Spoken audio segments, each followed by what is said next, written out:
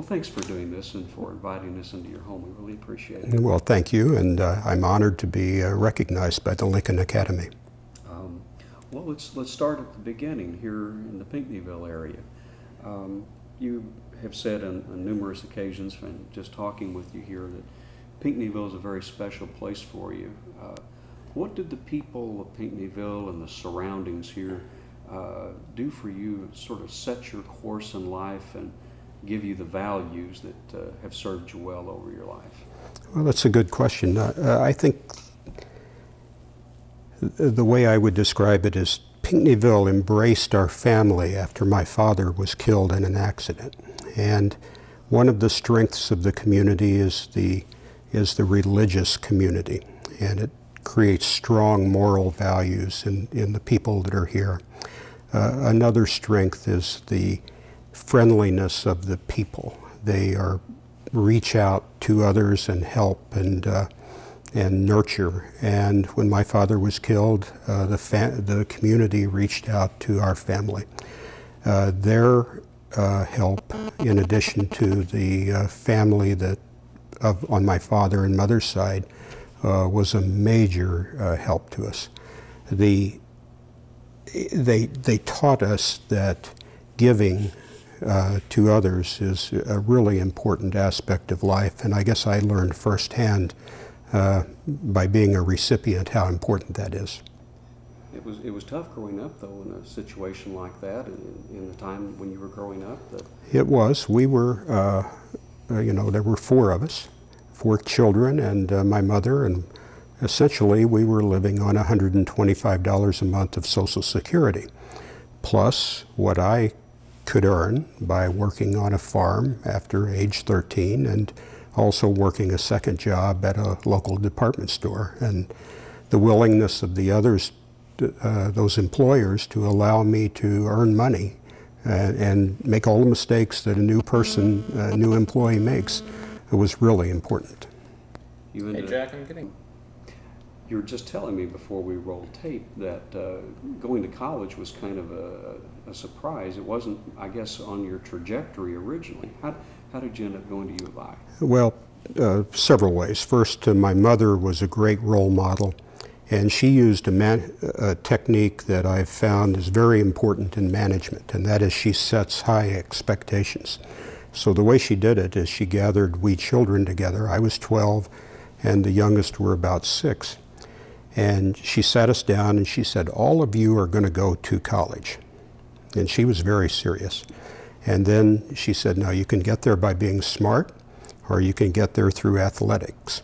And for you 3 boys, I'd suggest you start practicing.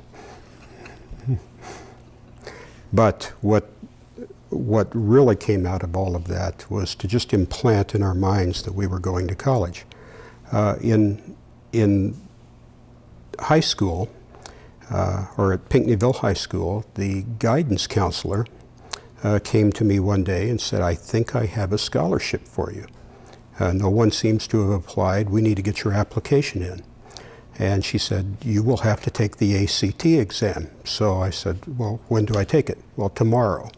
And I piled on the bus and went to Shyrock Auditorium, where I received the award, and took my ACT exam. And that's how we started. What did you study at U of I? I studied accounting because accounting, I knew I wanted to be in business. And accounting helps a person who has little business experience really understand business. You have to know business to be able to do the accounting. So I did that just long enough to pass the CPA exam, get my degree, realize I didn't want to be an accountant, and then I went to graduate school at SIU Carbondale. And University of Illinois provided my education in accounting, top-notch education, and SIU Carbondale provided me my MBA. Where did you go to work after getting your MBA?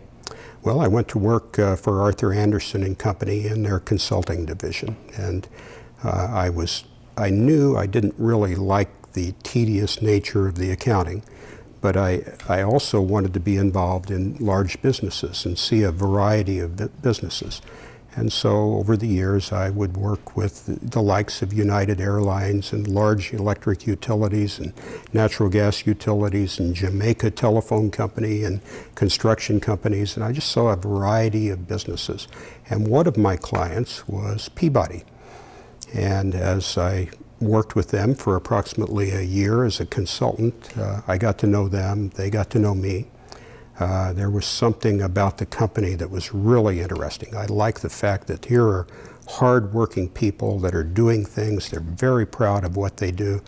They use big equipment. I call it big toys for big boys. And they were quite sophisticated. And I eventually became a part of that.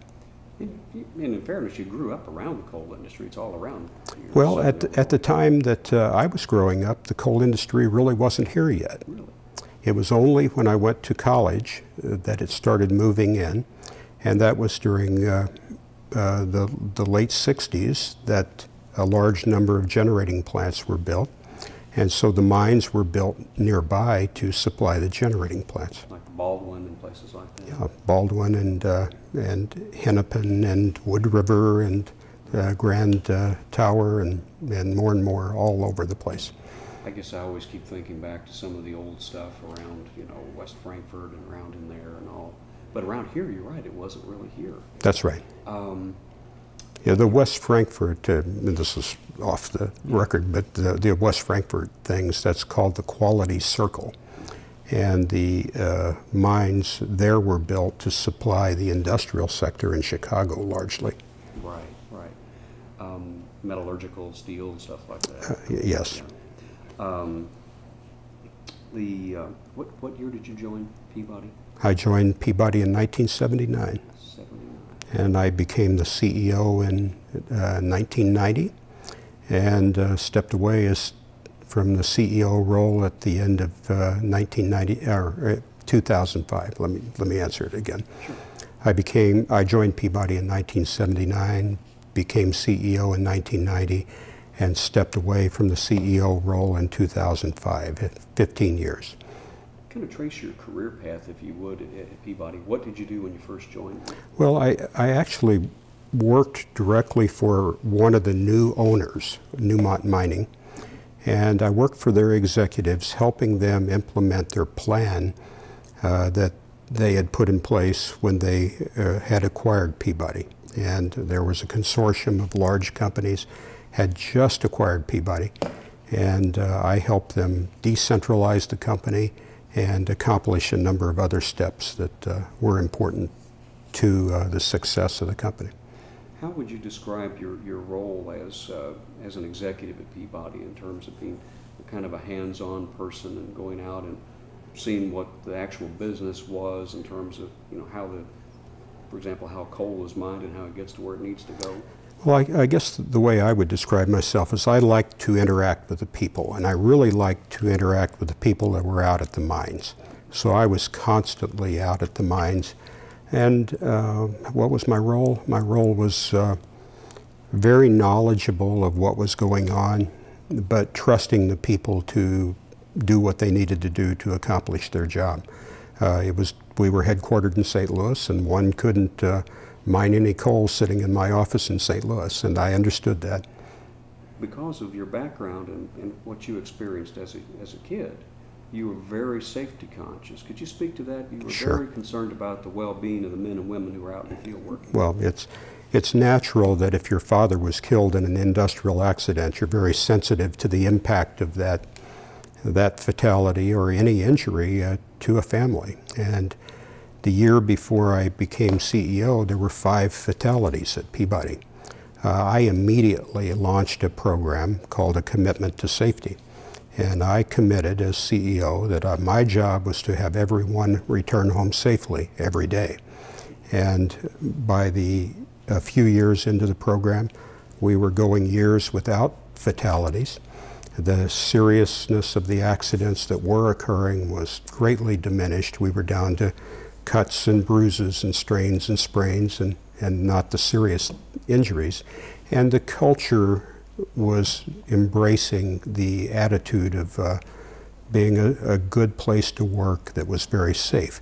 And what was really important about that accomplishment was that we were the largest company in the industry, and if the largest company can demonstrate to the industry that it can be safe, then they set the standard for what the industry should achieve.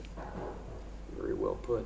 I'm curious now, you joined Peabody in '79. You have the Clean Air Act of 1980? It was 1990. 1990, excuse me. You had a situation of growing environmental awareness and a lot of constraints being placed on the coal industries and the generators around the country, and that was, in Illinois we saw the mining jobs drop. At the same time, though, Peabody continues to grow. How did the strategy emerge to grow in that kind of regulatory environment? Well, with the increased emphasis on environmental performance, we realized at Peabody that we needed to really set the standard. We needed to set the standard in reclamation activities that we performed. We needed to set it in the quality of the product we produced, and we needed to set it in encouraging our product to be used cleanly. And so what we did was simply to develop mines in the western part of the United States that had very low sulfur coal and very low ash, and help the electric utilities begin using it. And we developed some of the largest mines literally in the world during that period. At the same time, of course, though, you were mentioning to me just before we started this interview about how under Clinton and Gore they were really pushing natural gas as the wave of the future. You're thinking, no, there's maybe another way to go with coal. How did you develop that strategy? Well, the way we developed it was to read the National Petroleum Council reports for 2 years in a row that said that there were a number of very significant events that would need to occur to supply enough natural gas at the price that was being projected by the Department of Energy in 1999. And as I looked at the assumptions, I realized that they were unlikely to occur and that we were on the wrong path. And so we decided to begin permitting new electric generating plants that would set the standard for being the cleanest coal-fired plants that were available. And we did. And there were 2 plants, one in Kentucky named Thoroughbred, and the other nearby in Illinois, which is under construction now, called Prairie State. And Prairie State, when built, will set the new standard for best available control technology, or in other words, the standard for the cleanliness of coal-fired generating plants. And this is a plant is going to be burning high sulfur coal. It'll be burning high sulfur coal produced nearby. There will be 2 new mines that will be built to serve Prairie State, and hundreds of workers will have jobs there, and hundreds more at the plant itself. So I'm very proud that that will happen in our backyard. Now, I don't know much about the generating business or the supply end of things, but was it a radical departure for a coal company to actually get into the permitting business of actually building power plants? Well, no other coal company had ever done it in the United States, and so it took the biggest coal company to tackle that project. I think what surprised us was how much support we had from the local community and counties, and how much opposition we had from non-government organizations based in San Francisco and Chicago and other places. In other words, those that were far away were trying to tell the people that are locally that were on the wrong path. Fortunately, we prevailed, and Prairie State is being built at this time. When will it go online? Prairie State should go online approximately 2012. Now, I remember attending a coal conference at SIU a few years back where the idea for FutureGen was, everyone was coming together for that. FutureGen has suffered a major setback, of course, with the DOE's decision recently, but is FutureGen the way we should be going? Is it eventually going to emerge? Well, let me give you a little bit of background about FutureGen. In January of 2005, an organization that I co-chaired, comprised of CEOs of electric utilities and coal companies and railroads, pledged to develop and deploy technology to achieve near zero emissions from coal-fired generating plants. FutureGen was the first project that they signed up for. And so very large companies, American Electric Power, Southern Company, Peabody, and others, including companies, electric generators from China and other countries, have signed up for FutureGen. A site was developed here in Illinois, and unfortunately the Department of Energy has pulled the funding for that site. I think FutureGen is the future course for electricity in this country. Basically, we gasify the coal, we clean up the gas stream, we create hydrogen and use the excess heat to generate steam and electricity.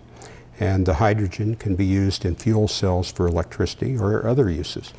FutureGen was aimed at capturing and sequestering CO2. And once we have that capability, we can use that same technology in the refining industry, in natural gas, in a number of different other applications of fossil fuels. So FutureGen is important. It's still the wave of the future then? This should be the wave of the future.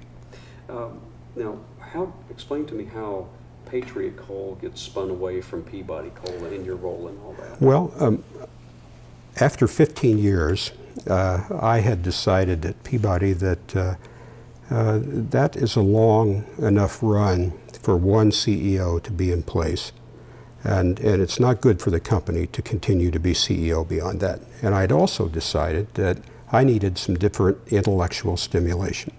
So we hired my successor, and the company's in excellent hands. And the successor chose to spin Patriot off. There's a CEO at Patriot that is an excellent person, and my role is to just coach and provide advice as requested, and to be the chairman of Patriot. So we've recruited a top-notch board. We've completed our first acquisition. The investment industry has received Patriot very, very well. The share price has performed admirably. And so Patriot is a really good company, and I'm happy to be a part of it. I want to ask at least one more coal-related question.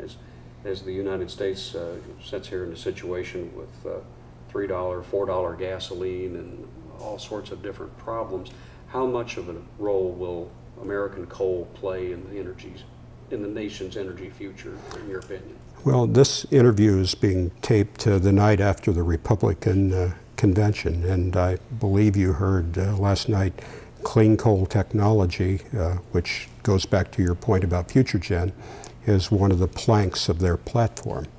They are encouraging the development of all forms of energy, and I strongly support that, whether it's nuclear, gas, coal, or renewables. I think our country needs all of the different elements of energy and let them compete. And so coal will play a very important role because it's our country's most abundant energy source. We have more than 200 years supply of coal right here in this country. This country is essentially the Saudi Arabia of coal. How did you become involved with the Federal Reserve Bank of St. Louis? Well, that's a part of the needing different intellectual stimulation.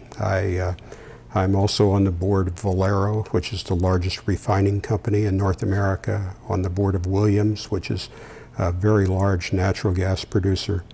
And the Federal Reserve was something that I was very interested in. I was asked to join a number of years ago when I was CEO at Peabody, and I simply was too busy. So they came back to me after I stepped back and asked me to join again.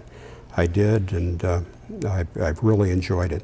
It's been a period where we've transitioned from Greenspan to Bernanke, and I'm a strong supporter of Chairman Bernanke.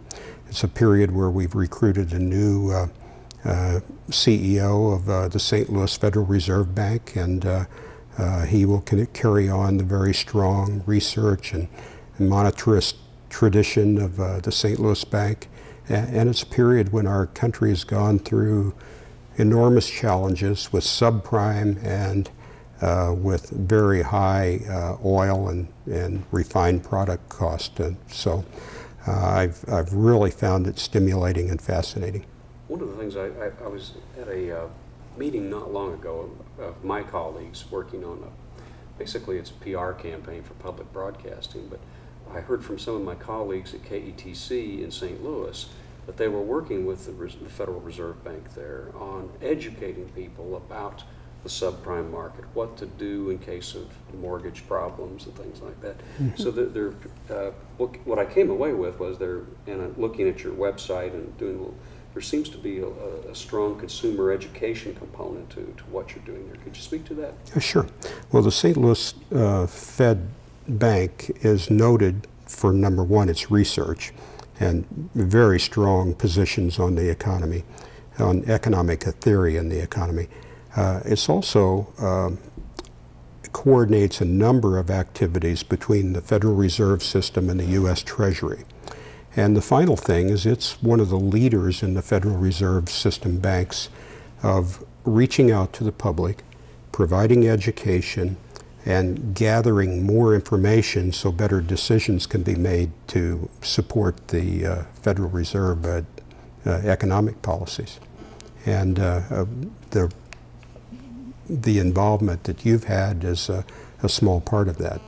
There are outreach programs with universities. There are forums that are held all over the district, and there are these videos and other educational materials that are developed also. I just saw a study on minority participation in business. Right. So it's a major think tank as well. That's correct. Let's turn back to Pinckneyville. You've reestablished roots here. I have. In a big way. And you mentioned a little earlier about the idea of giving back, and to have a CEO of a world-class company come back to a fairly small town here, it's a pretty interesting situation here. What did you want to do in terms of coming back to Pinckneyville and helping this area develop? Well, let me start over. Sure. In late 2004, the Chamber of Commerce came to me in St. Louis and simply asked if I would help the community. I asked what that meant, and they really didn't have a definition of that. I asked them, where is the community going? And there was not a clear direction. So approximately 30 people from all aspects of the community, whether it's agriculture or the retail sector, and we simply developed a vision of what they wanted, not me, what they wanted the community to be in the future. And what steps do we have to take as a community to implement that vision? And so that's how I've helped the most at this point. We are now to a stage where we're beginning to implement that vision. There is a new hospital being built. Studies are underway as to whether we need a new high school. The retail sector is working on several museums and other exhibits that will help draw tourists to this area. We've worked with the Illinois Department of Transportation on their plans for the expressway around the community. There's a leadership forum for young people that, as a matter of fact, while we're speaking, is being conducted, where leaders from all over the southern part of Illinois come and speak to potential leaders in the form of the youth of the community. So those are a few of the things that are done. And in some small ways, I help financially with some of those initiatives. How does the Foundation for the Future of Pinckneyville work in this endeavor? Well, we established a Foundation for the Future of Pinckneyville to accomplish a couple of things. One is we needed an organization that focused full-time on helping gather the money from all forms of sources for these initiatives. I can't do it all, and it wouldn't be appropriate for me to do it all. But we needed expertise in obtaining grants. We needed expertise in gathering funds. We needed expertise in helping put business plans together to make sure that our projects are really viable for the long term. And so that's how we've started off. And we're about 9 months old now, and we're making an impact, I think. Well, in working with Tabretta and hearing some of the plans, it's been very interesting. Mm-hmm. And one of the idea of the Leadership Academy strikes me as being similar to something Pashard has been working on. He's always been concerned about the brain drain of young people leaving this area. And it sounds like you're really trying to inculcate them with an idea of leadership and at the same time planting their roots here and lifting the area up. Well, one of the things that I respect about this community is how hardworking and smart the people are that live here. And they needed the exposure to these leaders to really have some of that rub off on them. They have all the capability in the world to be great leaders, and there are some great leaders already here. But this leadership program, I think, will pay huge dividends for this community and really other communities if people move elsewhere for a long time to come. You know, we're kind of drawing to the close of this. We talked at the beginning about what's given you the greatest satisfaction in life, and you mentioned that you've been able to work with lords and top-ranking CEOs, and at the same time you've been proud of never losing the common touch. I don't want to put words in your mouth, but... Well, I've had the opportunity to work with very fancy people, some heads of countries, some lords and dukes and business executives and others. But I'm the most comfortable with people that work hard and have the values much like exist right here in Pinckneyville. As you look back, and what's giving you the most satisfaction in life? I think a couple of things. Obviously with Peabody and now Patriot, their success financially, but more importantly, their improvements in the area of safety and really setting the standard for the mining industry and demonstrating you can produce efficiently without hurting anyone. And that's probably the most satisfying thing. And perhaps the second is just having a healthy, happy, motivated, talented family. And from my wife Sue to each of my 3 kids, I'm proud of every one of them. What are the next challenges on the horizon for you? Well, at the moment, it's the farming right here around Pinckneyville.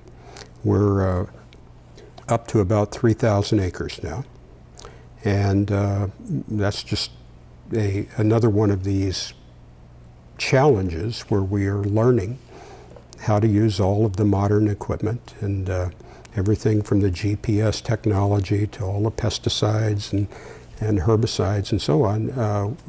It's a big learning challenge, but my family enjoys it, and we're not making too many mistakes at this point. I think we're in good shape. Good. Thank you. Thank you. Nicely done, sir. Well, I appreciate it. You have